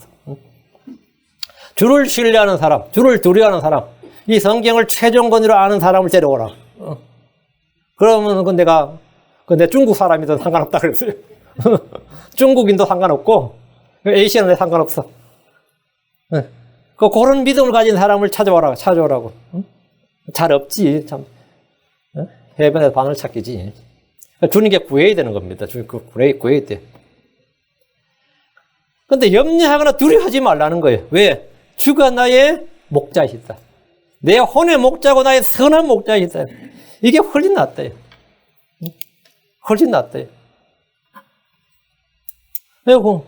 뭐 공부 잘해 다 있다요. 요즘 보니 걸투면 공부 잘하는 놈보다 인물 나은 놈이 낫고, 인물 잘 놓은 거보다 더 돈 잘 버는 놈이 낫고, 그보다 운 좋은 놈이 낫고요. 응? 근데 그보다 훨씬 더 나은 놈 뭐냐면, 주를 믿고 주를 두려워하는 사람이 훨씬 나아요. 주께서 함께 하시는 사람이 뭐라고요? 유산 많이 받은 사람보다 낫고, 좋은 대학 나온 사람보다 낫고, 돈 많이 번 사람보다 낫고, 행복은 어디서 오느냐? 만족은 어디서 오느냐? 힘은 어디서 오느냐? 마음의 평안과 기쁨, 진짜 귀중한 valuable, 그 treasury, 그런 것들은 어디서 오느냐? 다 주께로부터 온다. 그거를 터득해야 된다. 그걸 터득해야 돼요. 응? 요거 가르치기가 정말 만만치 않은데, 요거를 터득해야 돼. 주께서는 짐승과 까마귀들에게도 먹을 걸 준다. 응? 네가 까마귀한테 먹이 줘본 적 있냐, 이거예요. 그러다 까마귀가 뭐 외국어를 해, 아니면 뭐 손이 있어서 일을 해. 어떻게 먹고 살 것 같냐고. 저 새들이 어떻게 먹고 살 것 같냐고. 누가 저 까마귀를 먹이느냐고. 누가 저 풀들에게. 그래서 사람 근처 살면 사람 근처 사는 풀들에게 스프링클러라고 있잖아요. 사람 근처 안 사는 풀들은 뭐 어떻게 누가 물을 줘? 네가 물을 주냐? 네가 키우냐? 산에 있는 나무들은 네가 키우냐? 누가 키워요? 예. 다 하나님이 키우신다. 하나님께서. 누가 까마귀하고 나하고 누가 잘 먹을 것 같아요? 누가 먹이시냐? 시편 147편 9절 짐승과 또 우는 까마귀 새끼들에게 자신의 먹을 것을 주시는도다. 짐승과 또 우는 까마귀 새끼들에게 자신의 먹을 것을 주시는도다. 주님께서 하신다 이거예요. 시편 34편 9절 10절 오 주의 성도들아. 우리가 주의 성도들이죠. 너희는 그분을 두려워하라. 그분을 두려워하는 자들에게는 부족함이 없도다. 젊은 사자들은 부족하여 굶주릴지라도 주를 찾는 자들에게는 모든 좋은 것이 부족하지 아니하리로다. 자, 이렇게 살면 되는 거지. 이게 잘 사는 겁니다. 이게 뭐냐? Success Life예요. 이게 성공한 삶입니다. 이게 잘 사는 삶이에요. 이게 뭐냐? 이걸 이제 요즘 말로 하면 웰빙이에요. 웰빙 라이프예요. 이게 잘 사는 거면 이게 잘 사는 거예요. 주께서 나의 목자이심으로 우리는 사망의 그늘진 골짜기에서도 사망의 그늘 골짜기에서 어떤 사람은 공포와 두려움입니다. 그러나 어떤 사람은 피난처고 요새고 안식처고 그건 절대 안전한 곳이 됩니다. 그것이. 그건 뭐냐? 믿음의 여부에 따라서 그것이 뭐냐? 나의 피난처냐? 나에게 두려움과 공포의 장소냐 이거예요. 그래서 우리가 믿음을 갖고 있는 이상은 뭐가 되느냐? 사망의 그늘진 골짜기에서 해악이나 재앙에 대한 두려움이 전혀 없습니다. 인생이 어려울 때 뭐가 되는 거죠? 롤러스케이트가 되는 거죠. 나는 롤러스케이트가 되는 거예요. 그래서 뭐 스릴이 넘치는 삶이다. 스릴이 넘치는 삶이다. 올라갈 때가 있으면 내려갈 때가 있죠. 내려갈 때 짜릿하게 고함 지르며 즐겁게 이렇게 비명을 지르느냐 즐거운 소리를 내느냐는 비명을 지르느냐 즐거운 소리를 내느냐 이걸 즐기느냐 죽겠다고 난리를 치느냐는 뭐에 달리느냐 주가 누구이신지 여러분이 알고 믿는 거에 달려 있습니다. 이 주를 아는 지식, 진리를 아는 지식, 이 나의 주 예수를 아는 이 지식, 이 가장 고상, 가장 귀한 것이라 했어요. 이것을 한 이후부터 이 주님이 나의 주이시고 나와 함께 하시니시고 내 안에 계시고 이것을 아는 순간부터 내 인생 문제 그냥 다 해결된 거예요. 이 찌질한 내가 해결된 거예요. 찌질했던 내가 해결된 거예요. 예. 그래서 나는 하나님의 자녀로서 이제 언제나 두려움 없이 또 그렇다고 뭐 시기나 비교식이나 열등감이나 뭐 교만 있는 거 하나 없이 그냥 이제는 언제나 그냥 사는 거예요. 응? 주로 말미암아 사는 겁니다. 내가 겪었던 내가 받았던 이 모든 것이 여러분에게 그대로 잘 전달됐으면 좋겠네. 내가 인생에서 받았던 이 보화들이 여러분 속에 지금 전달되길 바랍니다. 여러분 이 보화를 그래서 예수 안에 있는 지식과 지혜 이 모든 보화 그래서 안에 이 신격의 보화가 여러분 차고 넘치기를 그래서 사망의 그늘진 골짜기에서 오히려 거기가 안식처가 되고 요새가 되고 피난처가 되길 바랍니다. 기도하겠습니다. 위대하시고 거룩한 주 하나님 감사합니다. 하나님께서 이 시간 말씀을 주셨는데 하나님 선포한 모든 말씀들이 이 말씀을 들은 모든 혼들에게 잘 전달되길 원하고 제 안에서 주님께서 은혜로 역사해 주셨던 그 하나님의 말씀들 그 성령의 역사가 이 말씀을 듣는 모든 혼들에게도 저와 동일하게 오히려 저에게 주신 은혜보다 갑절로 더 크고 강하게 임하여 주셔서 모든 성도들이 기쁨으로 주를 따르게 하시고 즐거움과 평안과 안식으로 아버지 하나님 주님을 노래하게 하시고 아버지 하나님 어떤 사망의 그늘진 골짜기에서도 비명을 지르나 불안해하며 고통스러워하는 것이 아니라 오히려 즐거운 소리를 낼 수 있는 성도들이 되게 하여 주시고 주께서 나와 함께 계시는 내가 해악을 두려워하지 않고 재앙을 두려워하지 않고 사망을 두려워하지 않고 어떤 것도 두려워하지 않는 용기와 담대함을 허락하여 주시옵소서. 아버지 하나님, 저희가 저희 자신을 후련하거나 인격을 도야하거나 아버지 하나님 어떤 상품을 개조해서 되는 것이 아니라 주님이 누구신지 알고 주님이 어떤 분인지 아는 그 지식에서부터 그 믿음에서부터 저희의 모든 문제가 해결되는 걸 믿습니다. 주를 아는 지식을 자라게 해주시옵소서. 우리 주 예수를 더 분명하게 더 선명하게 기록된 말씀 그대로 알 수 있도록 주의 성령께서 저희를 인도하여 주시옵소서. 전능하신 주 하나님, 시편 23편에 이 다윗이 그 내면에 받았던 그 은혜, 그것이 이 시간 성령을 통해서 저희에게도 동일하게 복으로 임하여 주시옵소서. 감사드리며 주의 승 기도합니다. 아멘. 아멘. 네, 찬송과 같이